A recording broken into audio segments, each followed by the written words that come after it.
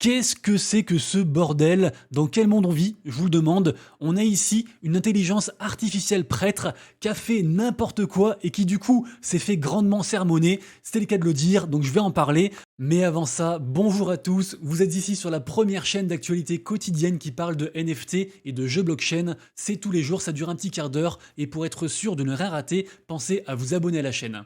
Allez, comme d'habitude, on démarre tout d'abord par un petit récap très rapide du marché NFT. Le marché NFT qui est à l'image du marché crypto, on a une belle baisse actuellement, même si c'est un peu moins vrai côté Ethereum. En effet, la récente baisse n'entache pas la nette progression que le marché NFT a fait sur la dernière semaine. Notamment, c'est le cas par exemple sur Bored Ape. Même s'ils sont à moins 2% aujourd'hui, ils restent à plus 20% par rapport à la semaine. Et je vous le rappelle, les Bored Ape et Yuga Labs, ils font une grosse restructuration, ils embauchent, ils virent, ils se recentrent, et donc on croit beaucoup à la renaissance des Bored Ape. Et sinon pour le reste, on a quand même des collections en plus aujourd'hui. C'est le cas de Azuki qui, je vous le rappelle, sort son premier épisode de leur animé demain. Également aussi Milady Maker, plus 8%, Mochaverse, plus 9%, qui a actuellement aussi sa vente de son token Mocha. Des Gods à plus 0,3% et 23% sur la semaine, et qui est en attente de repartir sur Solana, on en a déjà beaucoup parlé. Et pour finir, Captains, qui est aussi en plus, et qui a fait une très belle opération récemment avec le projet RuneCoin, qui est un des projets leaders sur le protocole Rune qui se passe sur Bitcoin. La plus grosse vente NFT depuis hier, c'est le CryptoPunks numéro 6022 qui a été vendu à 128 000 $.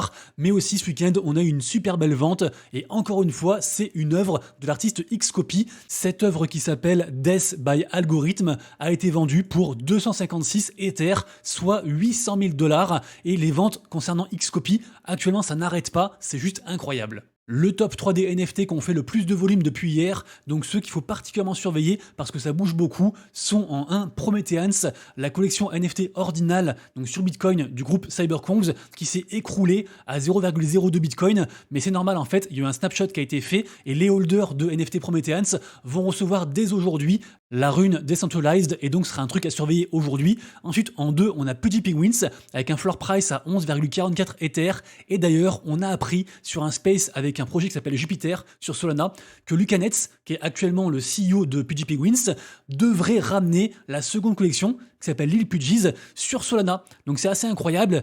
Lil Pudgies, c'est actuellement à 0,95 Ether, et moi je pense que ce serait une super nouvelle que ça parte sur Solana pour entre guillemets coloniser aussi cet écosystème. Donc affaire à suivre, mais il y a quand même beaucoup de collections qui partent sur Solana.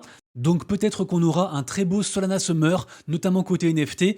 Et d'ailleurs, la troisième collection NFT qui a fait le plus de volume, c'est Froganaz. Donc c'est à 1,96 Sol. Pourquoi? En fait, les gens farment cette collection-ci pour gagner le maximum de diamants sur la marketplace Magic Eden. Donc ils achètent, ils vendent et ils listent des NFT Froganaz en masse. Et d'ailleurs, à titre d'info, les farmers font aussi ça sur une seconde collection qui s'appelle Mutant Mon et qui est une collection en fait précurseur d'une nouvelle norme, une norme très récente qui s'appelle la norme SPL 404 et qui permet, un peu comme les 404 sur Ethereum, de relier un NFT à une crypto. Donc très intéressant et peut-être aussi qu'on aura bientôt une grosse tendance autour des 404 en général. Je vous rappelle que vous retrouverez ce tweet récap NFT tous les matins sur mon compte Twitter, notamment aussi avec les mints les plus intéressants de la journée selon moi, notamment aujourd'hui. Moi j'aime beaucoup Ultiverse, c'est un projet gaming qui mêle aussi le gaming avec l'intelligence artificielle. J'en ai beaucoup parlé sur Twitter et sur YouTube, et donc là ils font un mint très intéressant qui permet après du airdrop de leur token Ulti. Également aussi à une petite dédicace au projet Petopia, puisque en effet c'est le second projet du créateur de Pegaxi. Pour les plus anciens, ils s'en rappelleront. Alors aujourd'hui, au niveau des news, on commence par parler métaverse. Je ne sais pas ce que vous en pensez. Est-ce que vous faites partie de ceux qui pensent que le métaverse c'est l'avenir, ou au contraire, vous rejoignez ceux qui se moquent ouvertement de Meta, donc Meta, nouveau nom de Facebook évidemment, qui semblerait-il perd 1 milliard de dollars par mois avec sa division métaverse qui s'appelle Division Reality. Alors je ne sais pas si les chiffres sont vraiment exacts. Par contre, ce qui est sûr, c'est quand même que Meta, on a le rapport ici qui est sorti par rapport aux 3 premiers mois de cette année 2024, et donc on apprend que Meta a quand même engrangé un bénéfice de 12,4 milliards de dollars. Donc bon, c'est juste ici. Donc je pense qu'ils sont larges, ils peuvent payer du coup des choses dans le métaverse.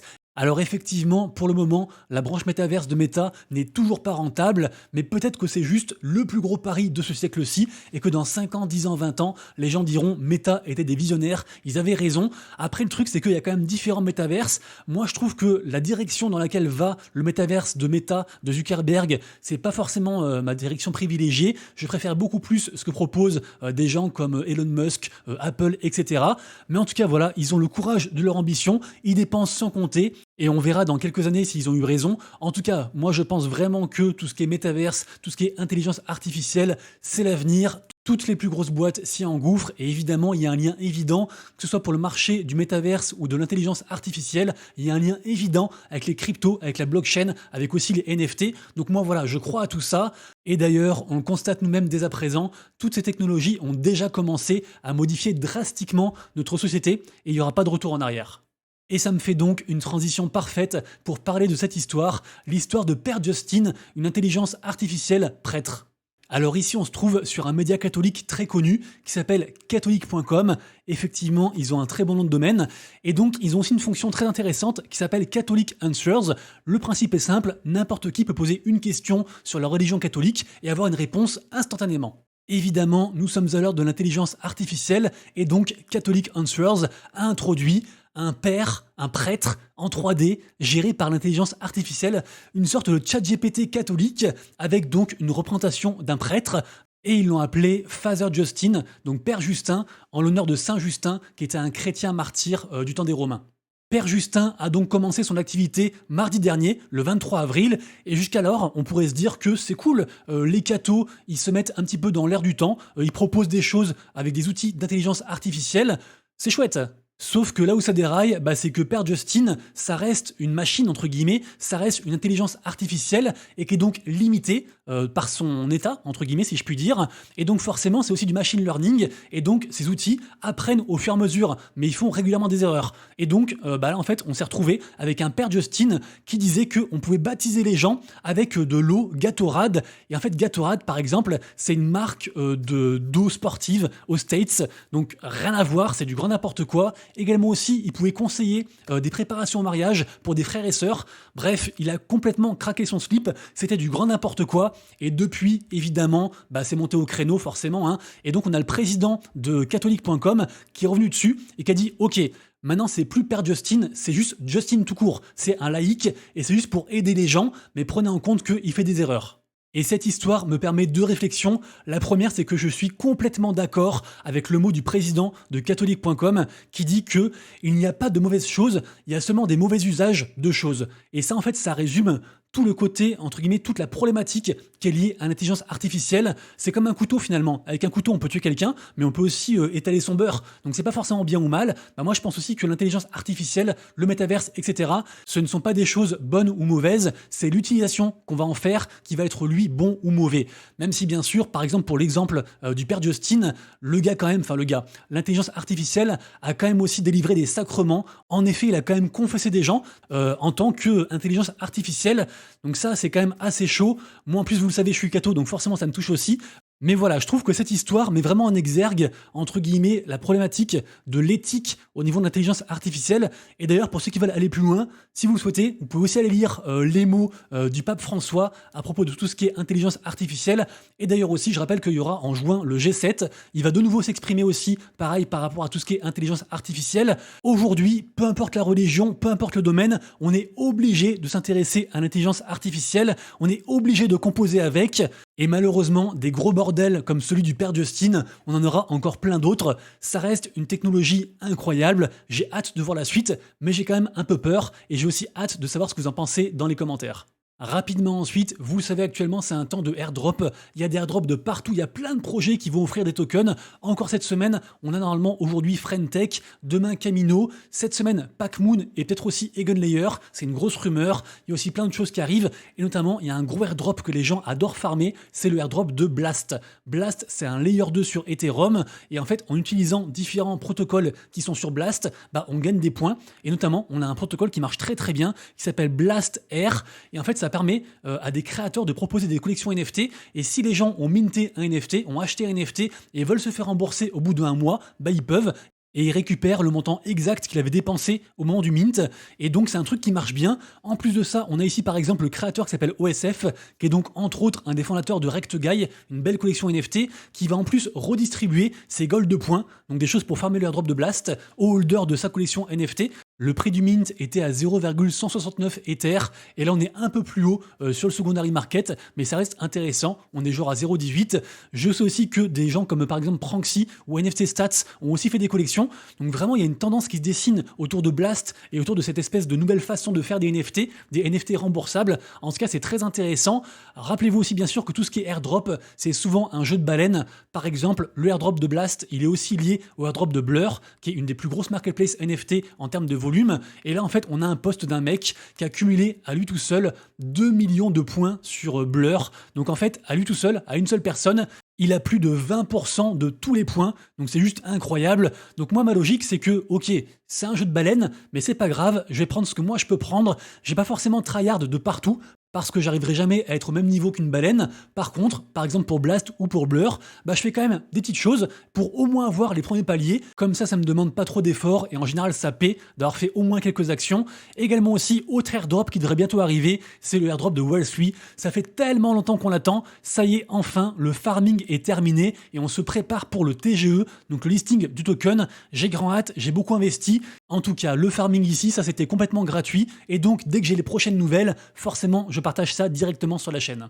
Ensuite, côté jeu blockchain, beaucoup de gens se demandent actuellement où est passé l'argent, monsieur Wawrinka, où est passé l'argent du projet Ballman. Est-ce que vous vous rappelez de ça? C'était un projet de tennis il y a environ 3 ans, on a une image ici, et en fait c'est un projet de tennis qui était supporté entre autres par Stan Wawrinka, qui est juste une des plus grosses stars de tennis. Donc vraiment c'est un truc où les gens se disaient, bah ok, s'il y a une telle personnalité qui va dessus, bah c'est safe. Donc les gens ont dépensé beaucoup d'argent, et au final, 3 ans après, et bah le projet est mort, il se passe plus rien, les NFT ils valent quasiment zéro, ils valent genre 10 balles. Donc voilà. D'ailleurs, c'est marrant parce que l'article là, en fait, il parle en francs. Donc j'ai pas trop compris pourquoi. Les francs, je pense que vous êtes beaucoup à pas connaître. Moi, j'ai connu ça à l'époque. Bref, on s'en fiche. Tout ça pour dire que, pour vous rappeler qu'en fait, même si un projet semble très intéressant, très hypant, qu'il y a aussi des stars qui le rejoignent, ça ne veut pas dire que ce projet va marcher. Même des fois, ça peut aussi être carrément un red flag si cette personnalité a des casseroles au cul, à voir. Mais en tout cas, voilà, malheureusement, bah en fait, je pense que les gens ne retrouveront jamais leur argent. La réponse de Stan, c'est en fait de dire que bah en fait le marché a eu raison de ce projet-ci et que donc bah, en fait ils n'ont pas réussi à survivre et que c'est juste la fin de l'histoire. Ensuite, ça y est, c'est la fin du farming du projet gaming Palio, qui est lui-même relié au studio Xterio, qui a un très gros truc, qui a prévu un token pour très bientôt, entre guillemets. Ils nous font quand même pas mal attendre. Et donc, vous avez jusqu'au 6 mai pour minter votre NFT ainsi obtenu grâce à votre farming. Prochaine étape, c'est mon NFT. Prochaine étape, c'est le mint qui aura lieu demain. D'ailleurs, ils ont quand même réuni 23 millions de dollars pour les gens en fait qui voulaient absolument avoir ce NFT. Après, il y a un système de loterie par rapport à tout ça. Moi, je l'ai pas fait, j'étais pas éligible, mais ce sera un truc à surveiller ça dès demain. Et Xterio, c'est vraiment un truc à surveiller parce que normalement, le airdrop de token Xter devrait être juste énorme. Également aussi, c'est le dernier jour pour le farming du jeu Pixel Pals qui appartient au plus gros écosystème qui s'appelle Pixelmon et qui appartient lui au projet Mon Protocol, qui est un projet qui va entre guillemets être partenaire avec plein de projets différents et instaurer un token dans tous ces projets. Pour la faire très courte, j'y crois beaucoup en tout cas. Et donc pour cette partie-là, je vous dirai combien on a pu gagner en jouant à ce jeu quelques minutes par jour, un jeu entièrement gratuit. En tout cas, ils ont quand même prévu 220 000 $ de récompense, donc on a hâte de voir et j'espère aussi que vous avez fait ça avec moi. Et je vous rappelle aussi quand même qu'on peut toujours encore rejoindre l'autre partie du airdrop de Mon Protocol, c'est des quêtes d'interaction sociale. Une fois de plus, c'est entièrement gratuit, des likes, des retweets, ce genre de choses. Et pareil aussi, on aura un peu de token à l'arrivée. Pour finir, ça va être très compliqué, mais essayez par tous les moyens de choper une whitelist pour ce projet. Le projet Castile, c'est un très gros projet. Alors, ça coûte un peu cher pour les whitelistés, 0,3 Ether. C'est gratuit pour ceux qui étaient vraiment early, mais surtout, c'est un projet gaming qui a une très petite supply. Ce sera minté le 1er mai, donc très bientôt. D'où le fait que ça va être très dur de choper une whitelist, mais je pense vraiment que ce genre de mint peut atteindre les 1 Ether, même beaucoup plus, donc à voir, à surveiller. J'en ai beaucoup parlé il y a environ 3-4 mois, quand justement on pouvait encore avoir des whitelists. J'espère que vous avez pu en choper. En tout cas, vraiment, c'est un projet à suivre. Également aussi, et ça il y a plus de temps, parce que je crois que le mint c'est pour genre le 7 mai. En plus, c'est aussi une loterie qu'on peut faire directement ici. C'est le projet Legend of Arcadia, qui est backé par le fonds d'investissement Animoca Brands. L'univers du jeu fait beaucoup penser à ce que propose Supercell, mais les mécaniques de jeu, le gameplay, ça se rapproche plus de Axie Infinity pour ceux qui connaissent au niveau des combats. Donc voilà, il y aura aussi un token qui va arriver, le token Arca, et évidemment aussi les holders des NFT vont avoir du token. Donc voilà, projet à ne pas laisser passer. Nous arrivons à la fin de la vidéo, j'espère que vous avez apprécié et que je vous ai apporté un peu de valeur dans ce monde fou du Web3. Si vous avez kiffé, pensez à vous abonner à la chaîne et à mettre un pouce en l'air, ça aide énormément. Nous on se retrouve dès demain pour la prochaine vidéo et d'ici là, prenez soin de vous, de vos proches et de vos wallets. C'était Monsieur Rabbit, des bisous, ciao.